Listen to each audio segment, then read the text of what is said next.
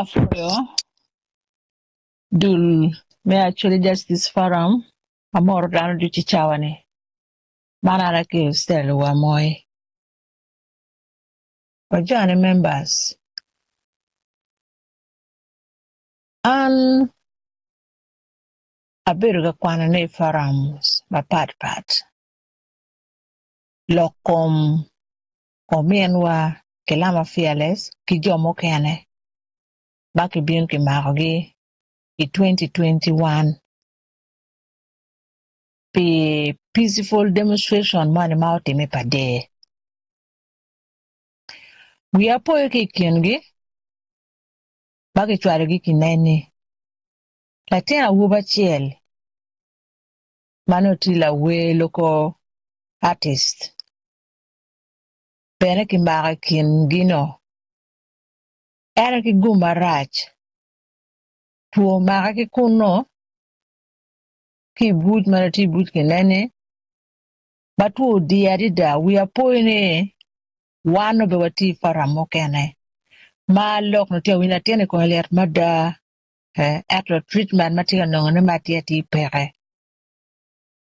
so ki buone eno mano petiga change wano dange paka la tiene eno ki kwanyo ki kineni ki chwalo kwene Mulago Cancer Institute Chia ki no la tiene eno tiki cancer chingere chen bene poter kare mala ten ki chwalo bene lit mano vuti kameta mera en ki but kineni kuno latino certo ki Mulago eno lu wot gi mudong wakubiri chawane gent futie ilok mi buch ma ichabetu kana winyi ni omienwa kelama fearless kidul anoma kimao gine en kikobe ya kukwene ikit gum prison omekina kilumekina aligu wa lega di kongwa nero ki wang matut tingo joni gen futie ibuch kun la dit lobo obiro utimo kija owai jone ki gonji la dit lobo awinyo ne utimo yigi kija ikar me korona le enone ne ikar jome ki maki kar me korona ne kitim la dit lobo timi kija wai ki gonji era pingo wako biri futpe ki gonyogi alegi wa lega ni kongi nyam loke ka watwero konyo miki wale ikune ka watwero konyogi watimu gi mo me weko jone ku kate wako kitim gi mo me weko jone ku kate wako pian piti ngero mabadak dit loyo president ki district sika kono gera en bero timu jone ki jama wai ki gon jone ki ja eno ki ngela ki pingi ti awache pe ki tim en be ko wache wa wan wa worogo openly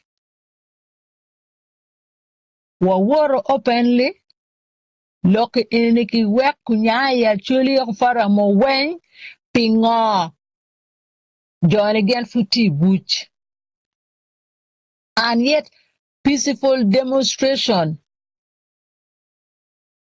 pen check me Uganda ye and it is constitutional obero twerna kitwero ni be carrying out peaceful demonstration chike akichene lo district jome district kia poka mi party onyo lwen mo ikindi kengi kikenyo magene tika ngene giti akati community anone kaka kunen ki wang matut kaka yubero nga kaka yubero in obero an bako bero wati actually justice farame wano mero justice donc lotiane wa mero justice kache kili more kitia timi kumlotiana kun aki pa de district kenyo ki ken wanda obi mero justice uchero don wa Supreme Court Pinga Afriti agwako jone. Kuna Dirlo would pardon them. Kala Dirlo would pardon someone. No one has right to hold that person in prison. No one. So gini en pade tiga timona illegally kere wulu dirme pade o te timo gini illegally wa mera wunyune bagbo wa mera wunyune do waki bola Dirlo. Chake eno timo kija. Pingo lo dirme district gen pay following order ma eno miyo. Kubiriti ane ki kobo kilama ako PLS o kid gum pingo. One wa mero ngene machala chuli that's this forum. One wa mero ngene. O mekina ilu mekina multi forum kan. Aligu wa lega ni konke nyam loke. Nyer mati ki details mati badori kum loke. One ki keli wa mero niya. Kachoy warga tie one wa bichoy warga. Wachwala wa board president. Weku ngo matika time pa the district. Alors ma polo tima kia.